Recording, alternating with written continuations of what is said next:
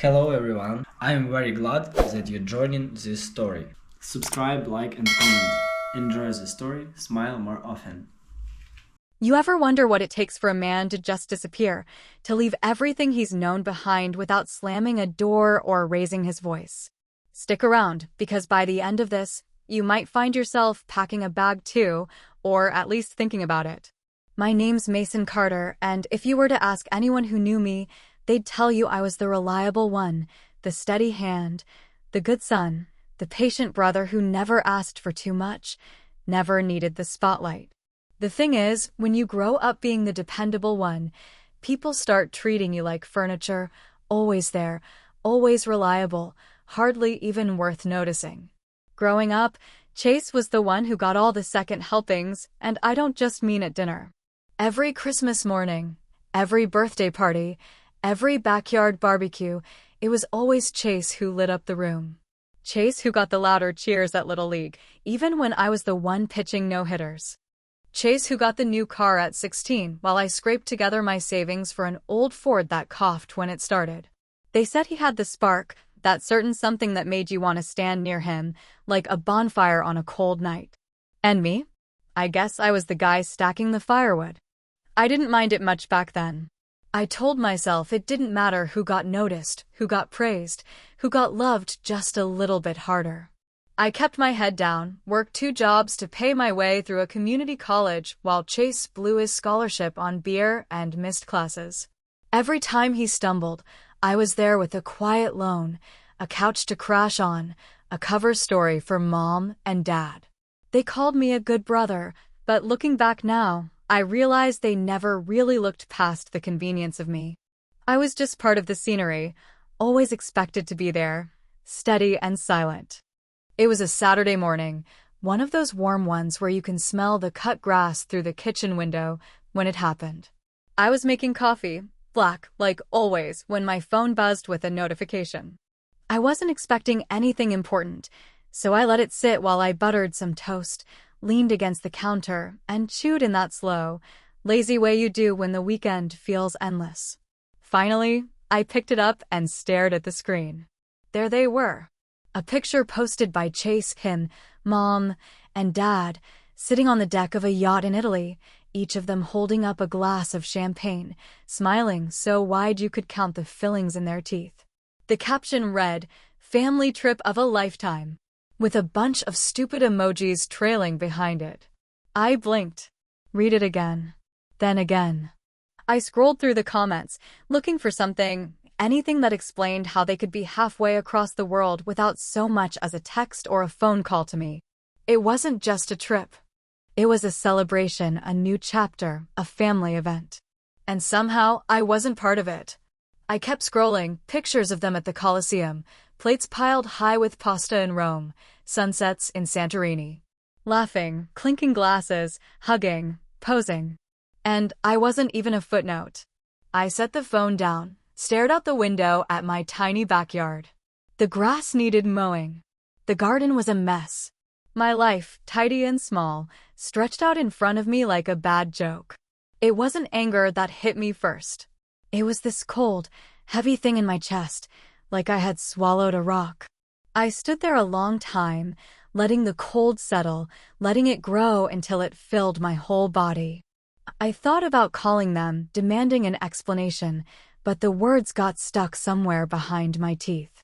What was there to say, anyway? The truth was, they hadn't forgotten me. They had chosen. They had sat around a table, planned a trip, bought the tickets, packed the bags, left for the airport, all without a single thought about where I might fit into it. And maybe that was the real gut punch. It wasn't an accident. It wasn't an oversight. It was just the natural order of things. Mason the reliable would understand. Mason would be fine. I spent the rest of that day moving through the house like a ghost, touching the walls, flipping through old photo albums, running my fingers over the grooves in the dining room table where I had done my homework every night. I opened drawers full of junk mail, receipts, expired coupons. I stood in the garage where my dad's old workbench still smelled like sawdust and oil. This was my whole life, a museum no one visited anymore, a story nobody cared to read. By the time the sun dipped behind the neighbor's roof, I had already made the decision. Not in a dramatic, movie-style moment where I shouted at the heavens or smashed a plate against the wall. No, it was quieter than that, scarier in how simple it felt. I was going to leave. Not for revenge, not to teach them a lesson. I was going to leave because I couldn't be a ghost in my own life anymore. That night, lying in bed with the ceiling fan whirring above me, I stared into the dark and wondered if they would even notice right away. Maybe a week would go by before they realized something was off. Maybe 2. I could hear Chase's voice in my head, laughing. He's probably just busy or something. Mom would nod, distracted by her new travel plans, Dad half listening while scrolling through his phone. They'd all shrug it off because they had better things to do, shinier people to see. I knew then that if I stayed, if I swallowed this one more betrayal, it would never stop. There would always be another trip I wasn't invited to, another celebration I wasn't part of, another moment where they chose to forget me. And I was done being forgotten. So, yeah, you ever wonder what it takes for a man to just pack up his whole life and vanish without a fight, without a single shout or slamming door? It's not rage. It's not pride. It's the cold, hard realization that nobody's coming to look for you because they never even noticed you were gone. And me? I was already halfway out the door. I did not start packing right away, not because I was unsure, but because standing there in the middle of my too quiet living room, I realized there was a part of me that still clung to the wreckage like some poor bastard holding onto a sinking ship, refusing to believe it was too late to be saved. I let the day pass, moving from room to room like a sleepwalker, touching things I had once thought mattered, breathing in the familiar dust of a life built on being reliable and invisible at the same damn time. It was the next morning when I woke up and felt it in my bones, that cold, sharp certainty it was time. The first box was harder than I expected because every item I touched felt like it carried the weight of some old forgotten hope, something I had once believed in before the years wore it all down to dust and disappointment. I started in the bedroom, figuring it would be easiest, but the moment I pulled open that first drawer and saw the old leather watch, the one Dad gave me when I turned 18 and promptly forgot existed, my hand froze. It had been broken for years, a cracked face and a loose strap, something I had always meant to fix, but never did because somehow it felt fitting, wearing a reminder that even when you thought you were important, things still broke and no one noticed. I dropped it into the box without wrapping it, listening to the dull clunk as it hit the bottom. I told myself not to think too hard about what I was taking and what I was leaving behind, but of course every single item seemed to come with a memory I did not ask for. There was the broken baseball glove, too small for my hand now, but once the pride of my childhood summers, the leather stiff and cracked like an old man's skin. I had been 10 years old when Dad bought it for me, telling me it would make me the best damn second baseman in the whole league, but he had only come to one game that season because Chase had started karate lessons and, well, priorities. As I folded shirts and stacked jeans, the walls around me felt like they were pressing in, squeezing out years of unspoken things I had never dared say. Every corner of this place held a ghost, and each ghost whispered the same bitter truth: you were never really seen. You were never really chosen. You were just convenient.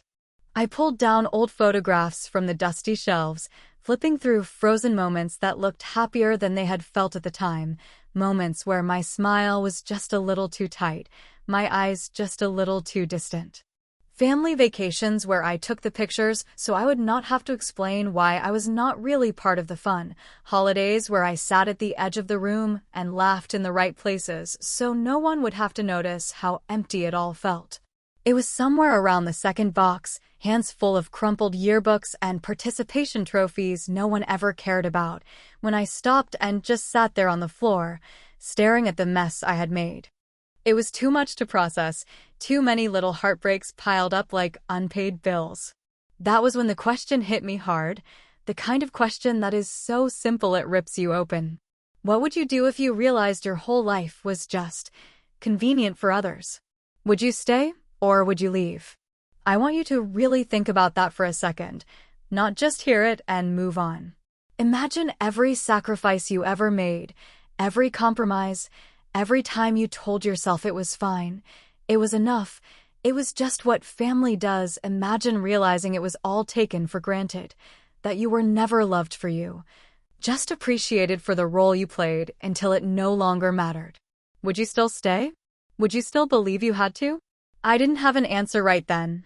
Not one that felt clean or easy, but the way my hands kept moving, the way I kept folding and boxing and sorting, told me that somewhere deep down, I already knew. The pile of packed boxes grew slowly, each one a small rebellion, each piece of my life sealed away with shaking hands and a heart that alternated between aching and going numb. I found my old high school Letterman jacket, the one Chase had borrowed and ruined at some party, and then shrugged off like it was nothing. I found the book I had loaned Mom years ago that she promised to read but never did, still with the note inside saying, "Hope you love this like I did."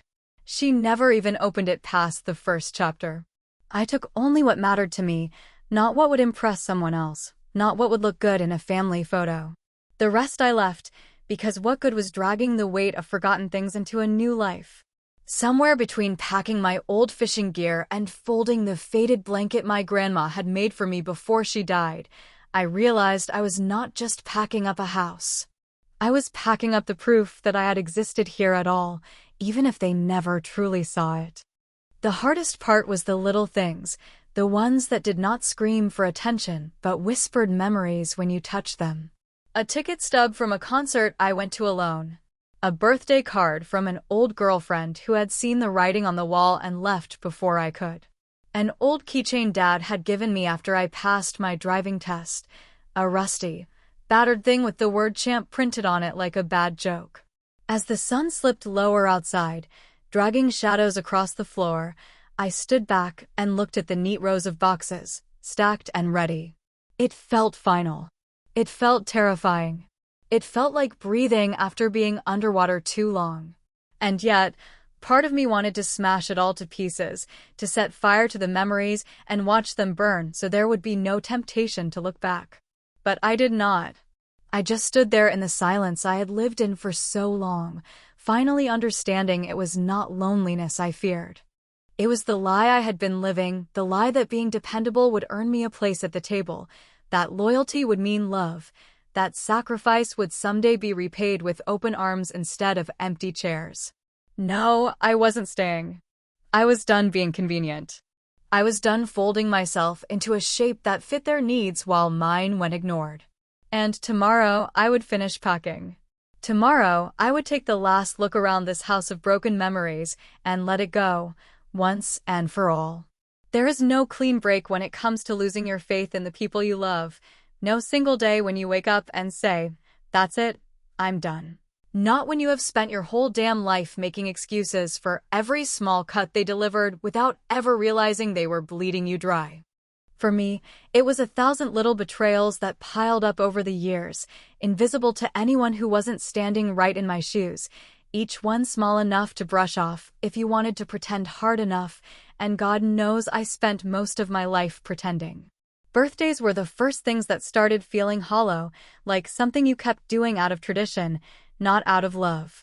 I remember my 31st birthday clearer than I wish I did, not because anything special happened, but because absolutely nothing did.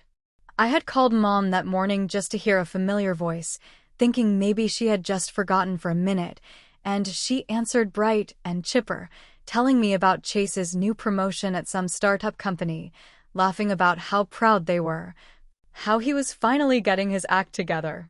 She talked for 10 minutes straight before I managed to get a word in, and even then, I did not mention my birthday. I just sat there, listening, swallowing the lump in my throat, and telling myself that maybe it just didn't matter after you turned 30 anyway. There was another time, years before that, when I got my first real promotion at work, a big one that meant more money, better hours, something I had fought for without anyone's help. I showed up at the family house that Sunday, a bottle of cheap champagne in hand, thinking maybe, just maybe, this would be a moment they would celebrate with me, even if it was just a good job, son, and a pat on the back. But Chase had news too that day. He had decided to buy a motorcycle against everyone's better judgment, of course, and spent the whole afternoon parading around pictures and revving up imaginary engines in the living room. Dad was so proud you'd have thought Chase had won a Nobel Prize, and Mom kept giggling like a schoolgirl every time Chase made a joke about how fast he'd be flying down the highway. My news got sandwiched between stories about engine sizes and helmet styles, and by the time dessert came around, no one even remembered I had spoken at all. Still, I stayed. I laughed at Chase's stupid jokes. I helped Dad carry in the new grill he had bought. I cleaned up the dishes while Mom scrolled through Facebook on her phone, probably liking every picture Chase posted about his sweet new ride. I told myself again and again that family was about showing up even when it hurt, about loyalty even when you felt invisible, about swallowing your pride because blood is thicker than water, even when that blood felt more like tar sticking in your veins. But if there was one night that carved the decision into my bones, one night that finally showed me exactly where I stood, it was the Thanksgiving dinner 2 years ago, the one that still stings every time I let myself think about it, which is more often than I care to admit. I had news that night, big news. The company I worked for had offered me a partnership, a life-changing move that meant real security, real respect, something I had bled for over 15 years to earn. I had planned how I would tell them, had even rehearsed it in my head while driving over, picturing their faces lighting up, maybe even feeling a little pride in myself for once. The house was packed. The kitchen smelled like turkey and cinnamon and burnt rolls because Mom always burned the damn rolls, no matter how many timers she set, and everyone was there, laughing and shouting over each other like always. I waited until dinner was served, until everyone had a plate in front of them and a drink in their hand, thinking maybe the timing would finally be right. I cleared my throat, raised my glass, and started to speak. I just wanted to share some good news, I said, feeling my voice tremble just a little. I made partner at the firm. There was a beat, maybe two, where I thought, for the first time in a long time, that they were actually listening. And then Chase, bless his damn heart, cut in with a loud laugh and launched into a story about how he had pranked his boss that morning by replacing all the office pens with crayons.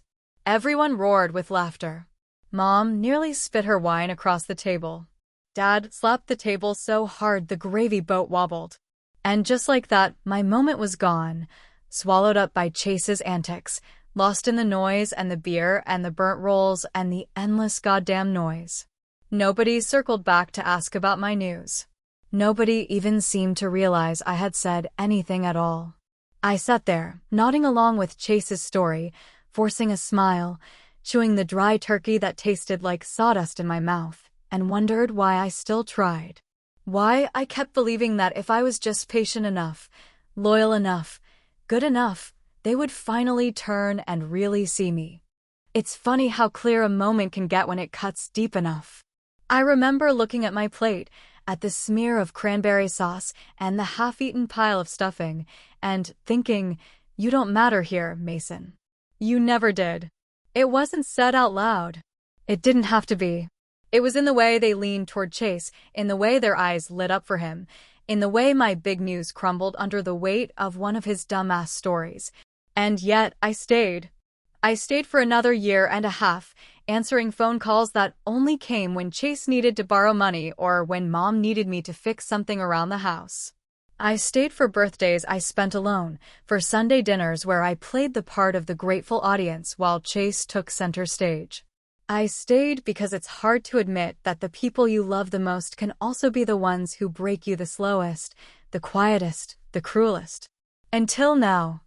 It was early in the morning when I finally stood up from my sagging mattress, my body stiff from a night spent staring at the cracked ceiling, my mind spinning like a loose wheel on a busted wagon. There was a strange kind of calm settling in my chest, the kind that comes right after a storm, the kind where the world looks the same, but deep down, something has changed so permanently there is no going back. I walked barefoot across the cold hardwood floors, hearing the soft creak of old boards that had known my weight for more years than I cared to count, and I opened the hall closet where the boxes and packing tape sat waiting like old friends ready to help me finally get out. I did not start with the big things because, truth be told, the furniture, the appliances, the heavy, obvious pieces were never really mine in spirit, only in obligation. Instead, I started with the small things, the things they never asked about, the things they never even noticed gathering dust in the corners of my life. I pulled out the battered folder that held my tax documents, years of careful record-keeping, every W-2 and 1099, and thick envelope with important stamped across it, a life of responsibility no one ever thanked me for. And I dropped it into the first box like it was a declaration. Next came the family heirlooms, though calling them that felt like dressing up a pig in a tuxedo. There was my grandfather's old army knife, dull and pitted from years of neglect, sitting at the bottom of a junk drawer beneath broken pencils and expired coupons. There was the wooden fishing rod my father had given me when I was just a boy, the one he had promised to teach me to use but never did, too busy working overtime shifts or drinking beer in front of the TV with Chase bouncing a football off the couch cushions. I ran my fingers down the rod's worn handle, remembering how it had felt like a sacred object once, a promise of afternoons spent together that never came. One by one, I packed the things that mattered to me, not the things that looked good to visitors or made for nice stories at Christmas dinners. I packed the old metal lunchbox I had carried to construction sites in my 20s, back when my hands bled from hard work and I still believed loyalty could build something lasting. I packed the dog-eared notebook full of half-finished stories I had written late at night when no one was watching, dreams of being someone else, somewhere else, before life taught me better. It was when I pulled down the photo albums that something inside me finally snapped. I had always handled them gently before, as if they were sacred relics, but now my hands were shaking not from reverence but from rage. I flipped through the pages, seeing picture after picture of Chase grinning like a golden boy, birthday candles and prom nights and graduation caps, center stage in every damn memory. And there I was, if I was there at all, blurry in the background, half cut off, or standing off to the side with a forced smile that no one ever seemed to notice, looked a little bit cracked around the edges. Without thinking, I ripped the first photo in half. The sound was sharper than I expected, tearing through the still air like a shot. I didn't stop. I tore another, and another, the images splitting along the seams of forgotten birthdays and missed dinners and every empty seat they had ever saved for someone else. Pieces of my past fluttered to the floor like dead leaves, and for the first time in years, maybe in my whole damn life, I felt something that wasn't hollow. I felt alive. At the same time, a sick, twisting feeling settled in my gut, because no matter how righteous it felt to rip those pages apart, there was a grief under it too, deep and gnawing and sharp as broken glass. You can tell yourself all day long that you're better off without them, but there's no getting around the fact that some part of you, the soft, stupid part that still hopes, is always going to hurt. I sat down hard on the living room floor, surrounded by scraps of smiling faces and lost years, breathing heavy like I had just run a marathon. I looked around at the walls, the cheap prints, the dusty trophies, the cracked vases, and realized how little of it I had ever really cared about, how little of it had ever really been mine. It was a house full of things meant to impress other people, not a home built on love or belonging. When the sick feeling got too strong, I stood up and went back to work, more deliberate now, more focused. I packed only what mattered, only what felt real. I left the fancy dishes Mom had given me when I moved out, the ones she only bought because they were on sale, not because she thought they suited me. I left the leather recliner Dad had handed down when he bought a newer model, still stained from Chase's spilled beers during Sunday football. I left the framed certificates from schools and workplaces that never quite knew what to do with me. By the time the afternoon light started to slip across the floor, long and golden and heavy with dust, I had reduced my life to a few battered boxes and a truckload of memories I would not be taking with me. I stacked the boxes by the door, wiped the sweat off my forehead, and looked around one last time. There was no sadness left, not really. Only a deep, aching kind of liberation, the kind that tastes a little bit like blood and a little bit like whiskey and a whole lot like the first breath of air after being trapped underwater too long. This house, this life, this role they had carved for me, it had never been mine. I was just the caretaker of their comfort, the reliable one who never asked for too much and never made too much noise. Well, they were going to hear the silence loud and clear now, and whether they cared or not, whether they even noticed at all, no longer mattered. I picked up the first box and stepped outside into the fading light, feeling the weight of everything I had carried for too long shift in my arms, feeling the first real flicker of something new in my chest. Not hope, not yet, but something. Maybe the beginning of it. Maybe the start of something they would never see coming. There are 1,000 ways to say goodbye, but when you have been invisible most of your life, when the people who should have loved you best barely noticed when you were hurting, you learn that sometimes words just get swallowed up like smoke in a storm, and silence, heavy and sharp, is the only language they might even pretend to understand.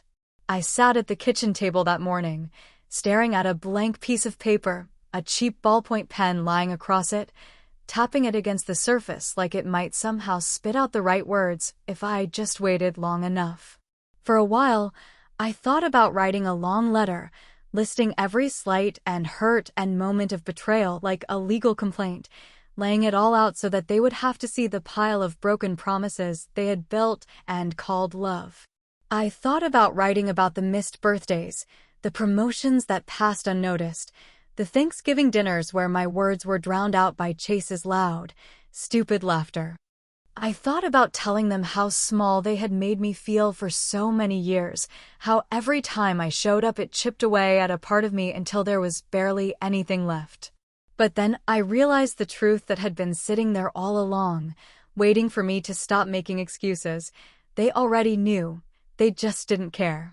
If they had cared, even a little bit, they would have seen it without needing a neatly typed letter to explain it.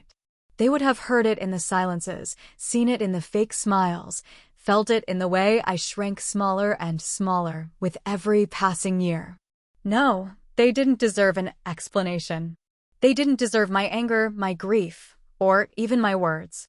They deserved only the silence I had lived in for so long.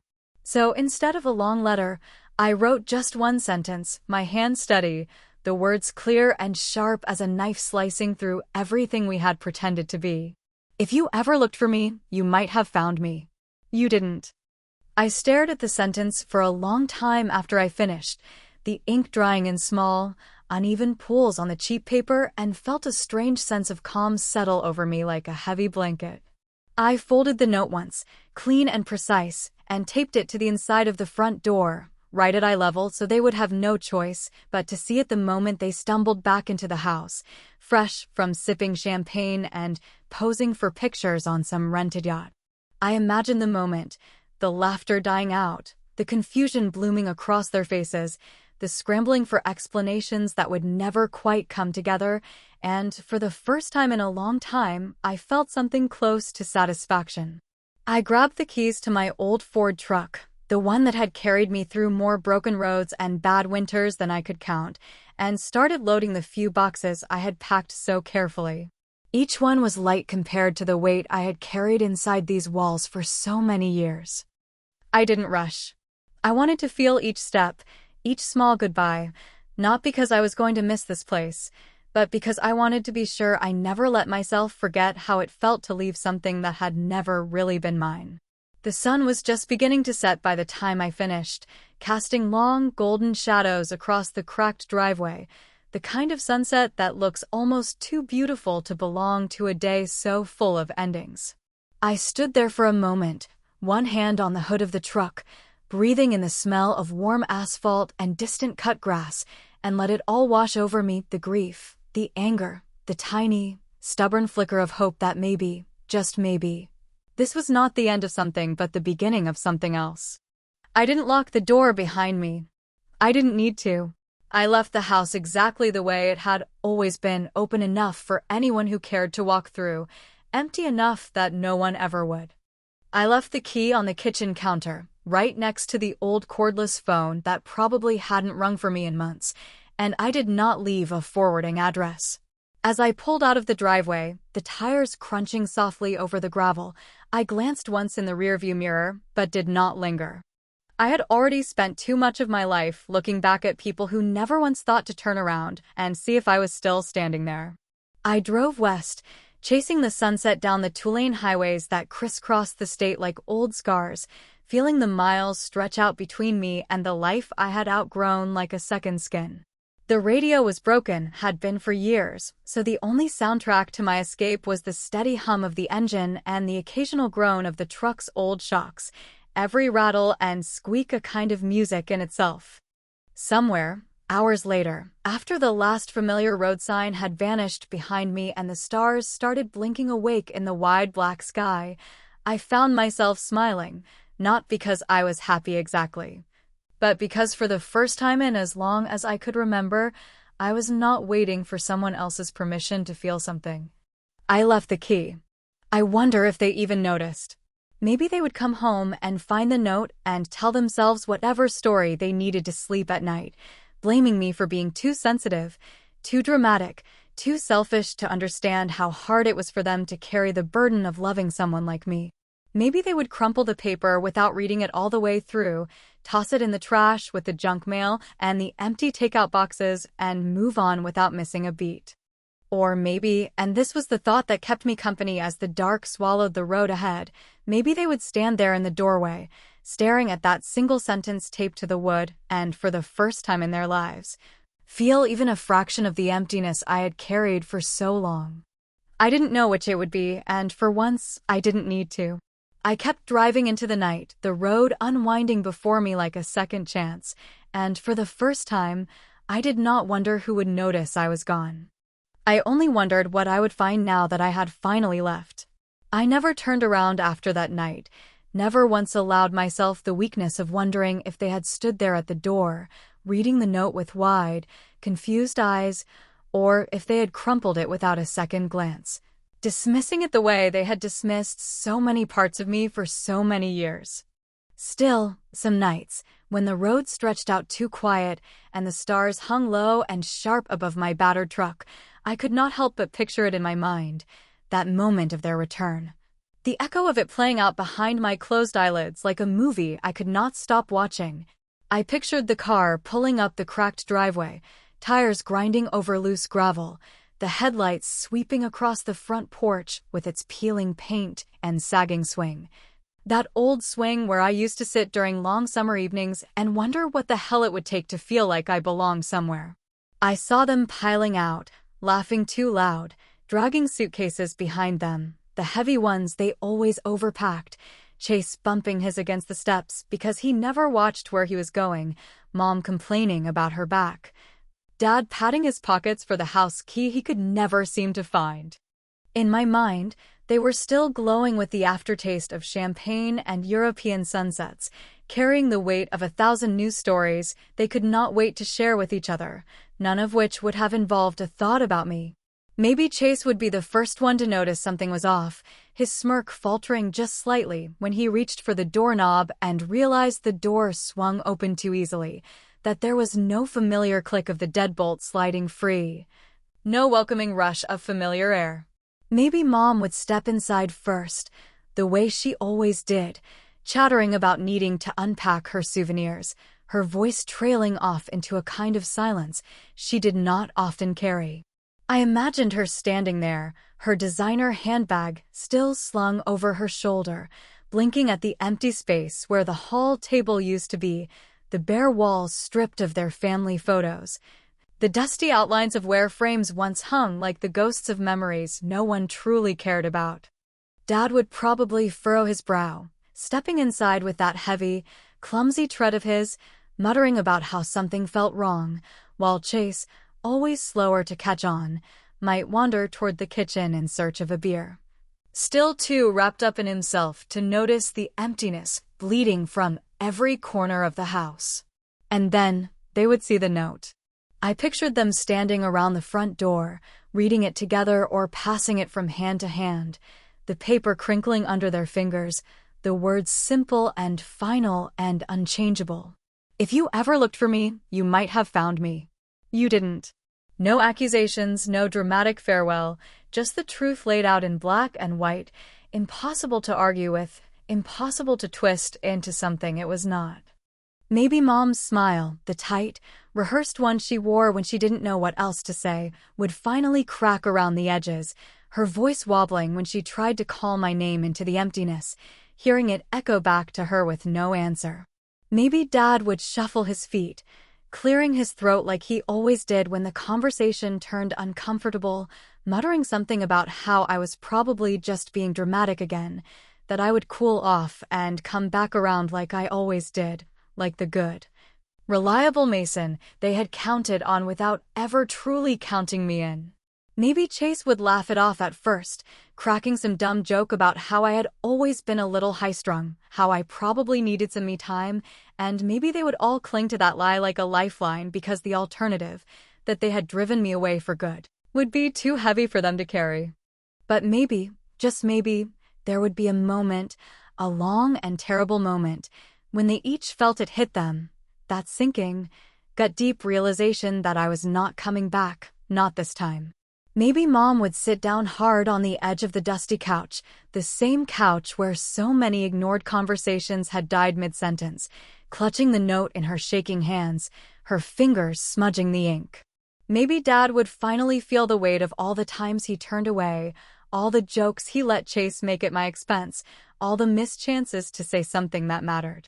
Maybe Chase, for once, would stand still and feel the emptiness stretch out around him, realizing that there was no one left to stand behind him, no quiet brother in the background ready to clean up his messes and offer a soft landing when he fell.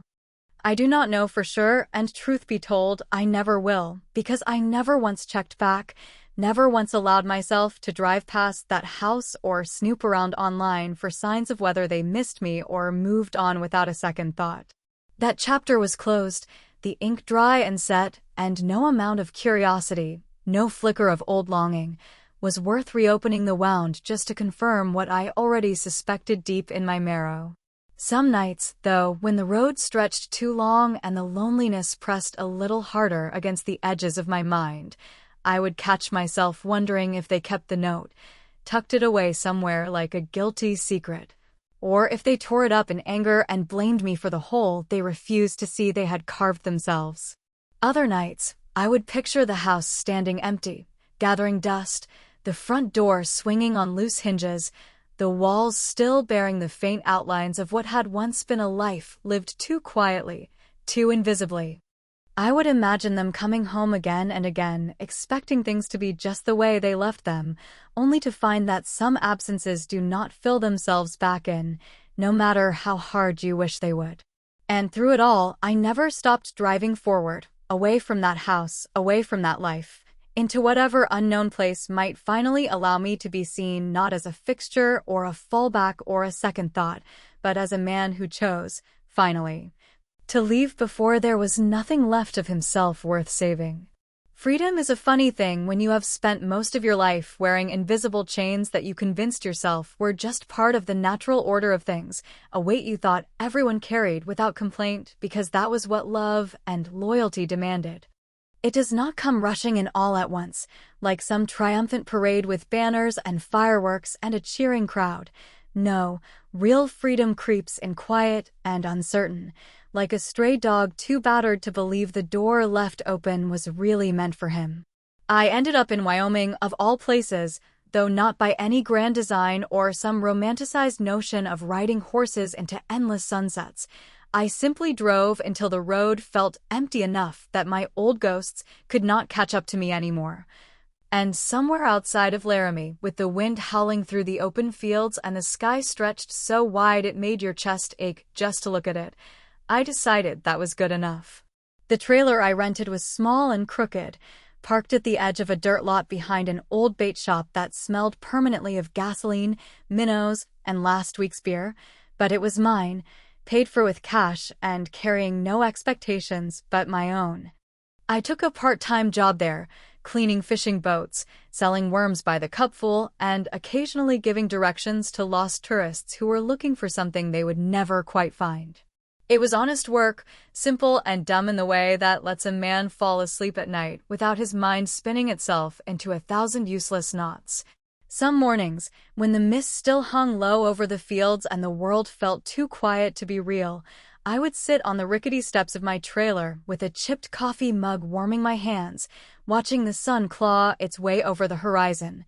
And I would tell myself that this was enough. That not being needed, not being noticed, was not the same thing as being alone.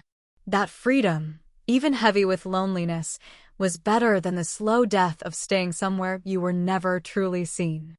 But the truth is, freedom comes with a price, one that nobody tells you about when you are packing your life into boxes and telling yourself that walking away is the same thing as winning. It comes late at night when the wind rattles the loose paneling of the trailer, and there is no one to hear it but you. It comes when you drive down long, empty roads with nothing but the sound of tires on gravel and realize there is no one waiting at the other end. It comes when you realize that you can be free and still feel like you left some part of yourself bleeding out on the kitchen floor of the life you abandoned. I would be lying if I said I did not think about them, about Mom's tight smile and Dad's distracted nods and Chase's stupid jokes, about all the empty spaces where love should have been but wasn't.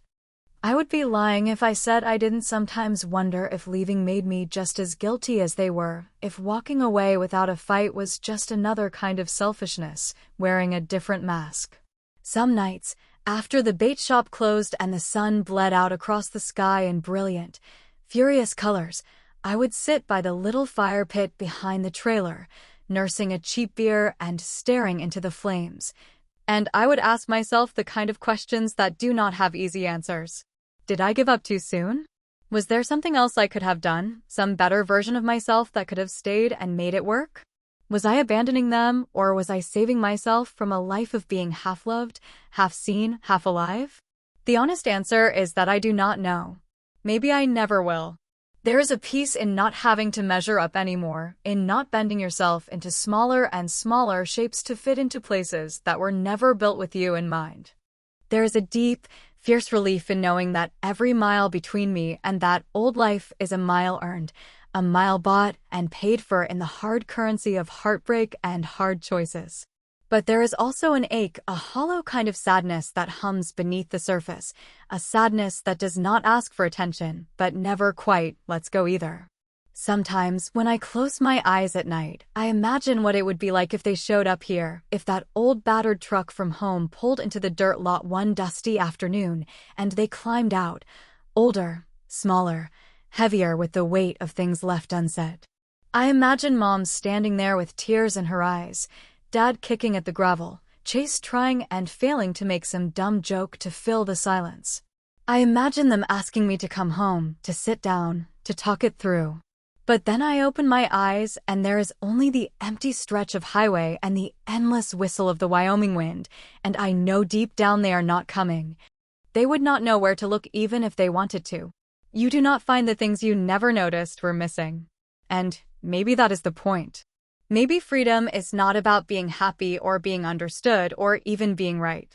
Maybe freedom is just the brutal, beautiful act of choosing yourself for once, even when it means carrying the weight of that choice alone. Maybe it is about standing still under an endless sky, feeling small and forgotten and strangely whole, and realizing that wholeness does not require an audience. I have built a small life here, a quiet one that does not need anyone else's permission or applause. Some mornings, I still wake up expecting to hear my phone buzzing with missed calls and guilt-tripped messages, but the silence that greets me is cleaner somehow, less like punishment, and more like possibility. I do not know if I will stay here forever. Maybe one day I will pack up this crooked little trailer and drive even farther west, chasing a horizon that never quite gets closer, building a life out of second chances and hard-won peace. But for now, this is enough. Freedom is not free, no matter what the slogans say, but I am learning, one lonely, beautiful, brutal day at a time, that sometimes the things you pay the most for are the only things worth having. It happened on a Tuesday, one of those slow, aimless days when the wind blows just hard enough to make the dust dance in little devil circles across the lot. When the sky above Wyoming stretches out so endlessly blue it almost feels like it could swallow you whole if you stare up too long without blinking. I had just finished stacking another shipment of bait containers behind the shop, my hands cold and raw from the early spring air, when I heard the familiar buzz of my phone rattling against the cracked Formica countertop inside the trailer. At first, I thought nothing of it because nobody called me anymore except maybe the gas company or the occasional wrong number looking for someone named Cheryl who must have had this phone before me. But something in the sound of it, something sharp and urgent under the surface, made me wipe my hands on my jeans and step inside, squinting against the dim light as I picked up the old phone. A single notification blinked back at me, one new message request. For a long moment, I just stood there staring at it, heart thudding slow and heavy against my ribs, that old, too familiar mixture of hope and dread rising in my throat like bile. It was from Mom, not a text, not a voicemail, but a message request, like she wasn't even sure if I would still accept her reaching out, as if part of her already knew she had crossed some invisible line too long ago to find her way back. I didn't open it. I held the phone in my hand, feeling its small, stupid weight pressing against my palm, and imagined what it might say. Maybe it was an apology, late and limp and too little for the years it was supposed to cover.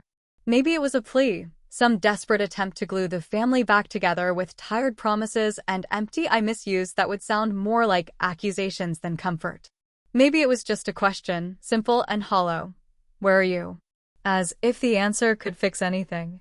I thumbed the screen once, twice, hovering over the notification, my breath caught somewhere deep in my chest, but I never tapped to open it. Because the truth is, some doors stay closed for a reason, not out of spite, not out of anger, but because opening them means inviting all the old ghosts back inside to sit heavy in your chest and whisper doubts into your ear until you forget why you ever left in the first place. So I turned the phone face down on the table, walked back outside into the crisp air, and made my way down the narrow, uneven path that led through the weeds and cracked earth to the little dock behind the trailer park. The dock was nothing fancy, just a few weather-beaten planks stretching out into a shallow, slow-moving pond that looked more like a giant puddle half the year, but it was mine now, part of the small, stubborn world I had built when I walked away from everything that tried so hard to erase me.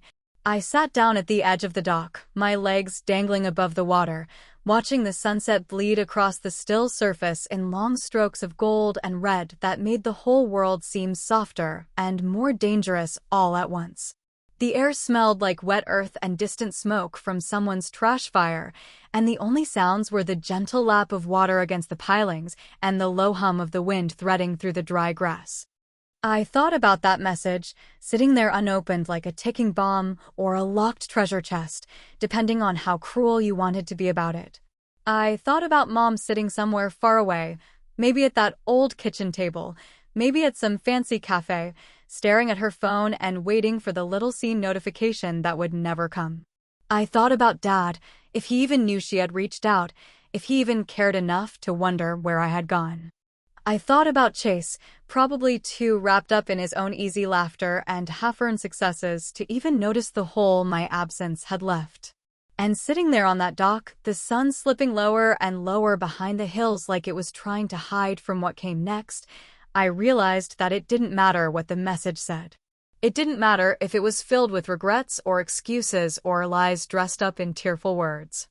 Because the door it was knocking on had been closed too long, sealed shut by 1,000 small cuts they never even noticed they were making, and opening it now would be like stepping back into a burning house just because someone finally remembered to call your name. Maybe they would find me one day, if they tried hard enough, if they dug past the comfortable lies they had told themselves to fill the space I left behind. Maybe they would follow the faint, broken trail out west and show up at this dusty lot in the middle of nowhere, faces lined with years and eyes full of things they were finally ready to say. Or maybe, and this thought sat heavier in my chest, heavier than anything else, Maybe they never would.